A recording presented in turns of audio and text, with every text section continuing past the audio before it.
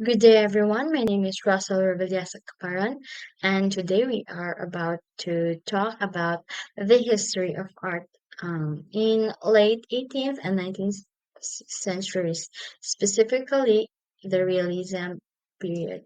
So, during the late 18th and 19th centuries, the art world witnessed a significant shift towards realism, particularly in the second half of the 19th century.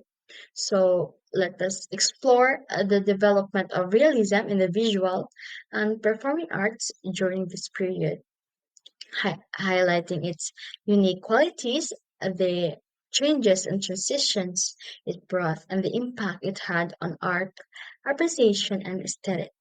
So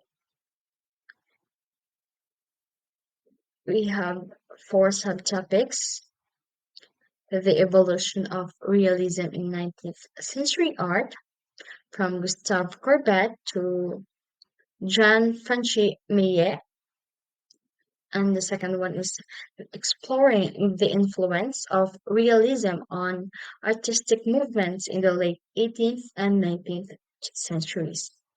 The third one, we have the impact of realism on the representation of everyday life in 19th century. And then the last one, we have the clothing and the architecture of this period. So, what is realism? So, realism aims to represent life as it truly was. So, focusing on everyday everyday lives of people, situations, and struggles. So, why realism mattered?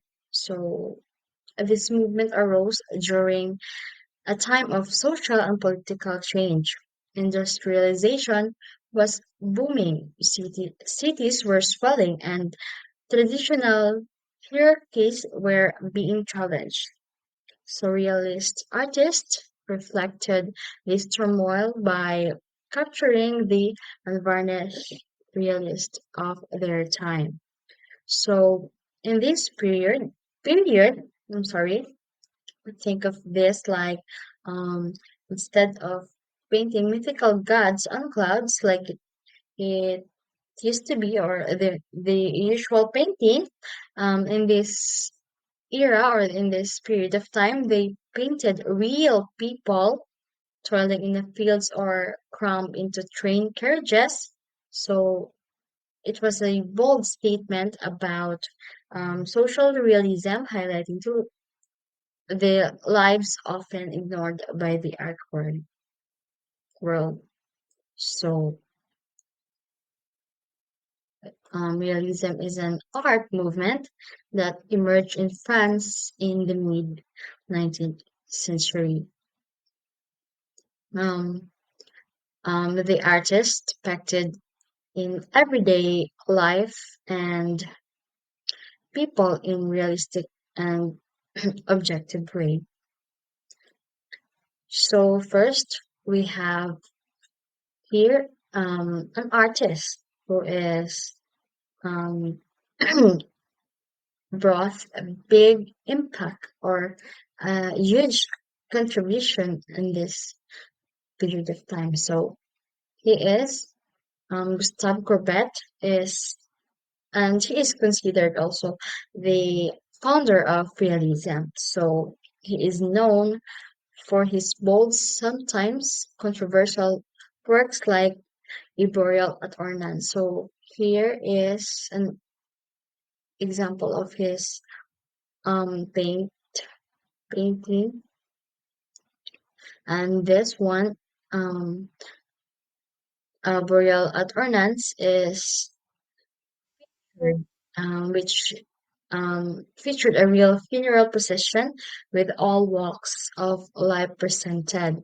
So, uh, also here is his artwork. So this painting depicts a real life profession in Courbet's hometown. So this his painting called A Burial at Ornans in 1849 includes people from all walks of life, breaking with the tradition of only showing important figures in art.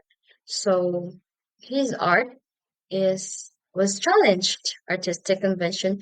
So his art used he used dark colors, unconventional compositions, and large canvases typically reserved for historical paintings.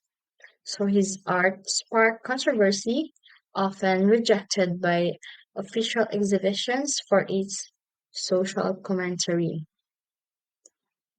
So also here is his artwork. So the next one would be Rosa Bonheur in 1822 to 1899. So Rosa, a trailblazer in realism and beyond. So she is a French artist who made her mark in the realism movement primarily through her stunning portrayals of animals. So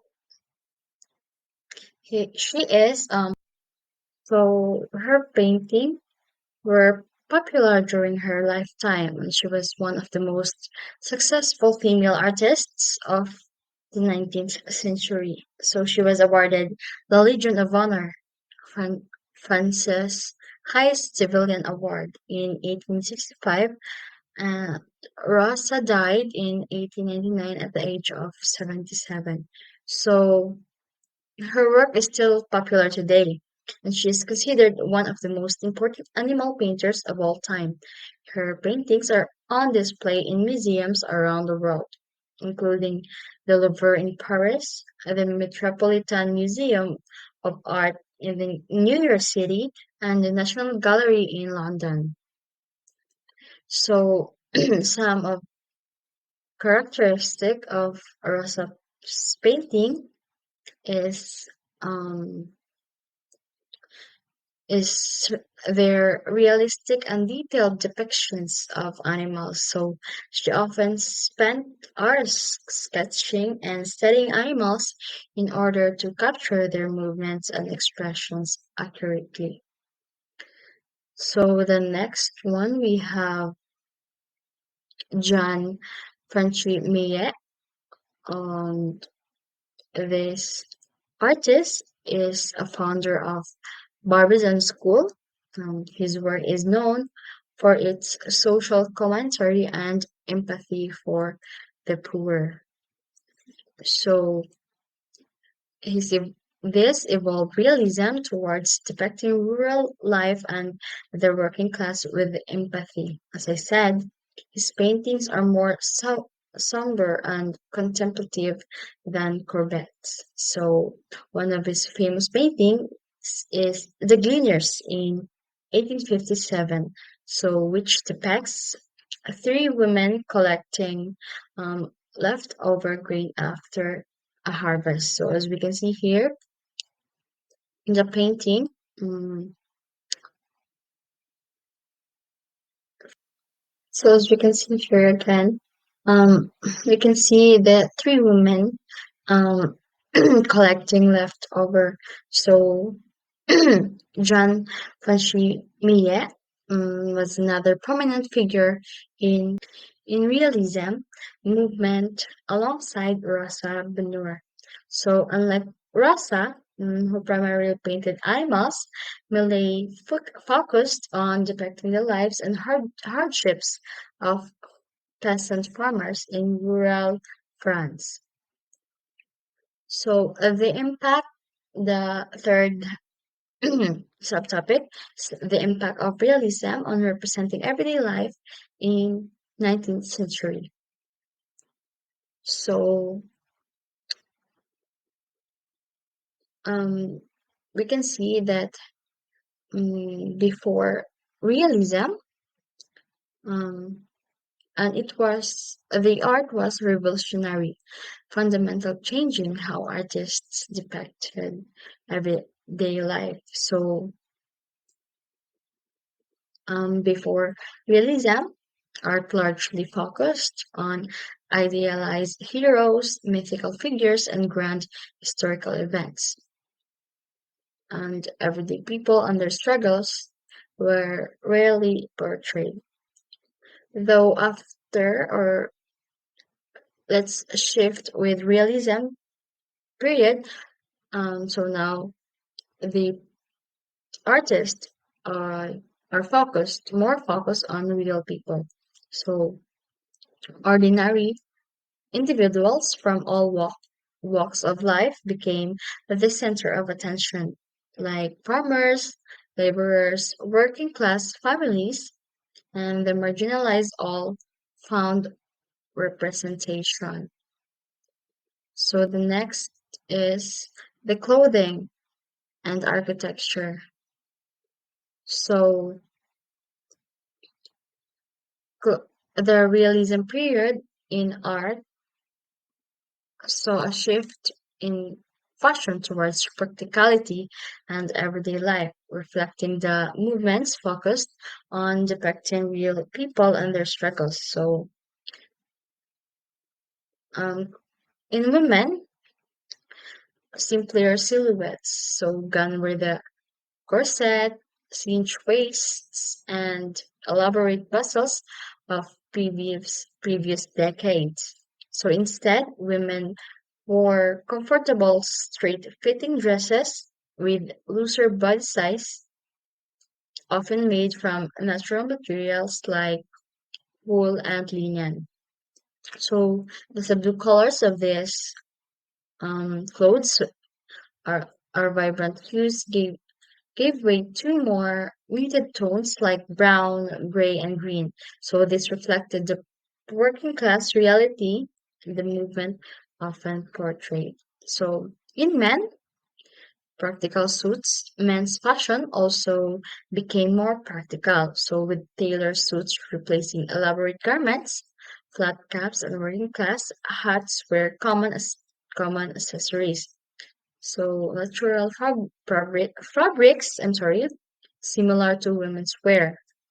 Wool and linen were preferred for their practicality and durability.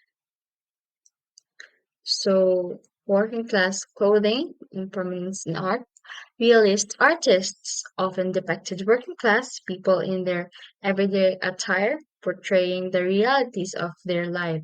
So these included simple shirts, trousers, and workwear for men, and practical dresses and apron for women. Yeah. So here are example of practical dress and aprons for women. So in architecture, um, there wasn't a distinct realist architectural style as seen in painting, so several other major architectural movements dominated in 19th century, including Neo-Gothic, a revival of medical Gothic architecture, popular for religious and public buildings. Second Empire, Italianate, and Queen Anne. So um, Queen Anne, an eclectic style incorporating elements from various historical periods. So, realism was a significant movement in the 19th century, particularly impacting painting and literature. So, it challenged idealized perspective and embraced real life observations. So, as we can see, some mga paintings, often highlighting social issues and portraying the working class with empathy.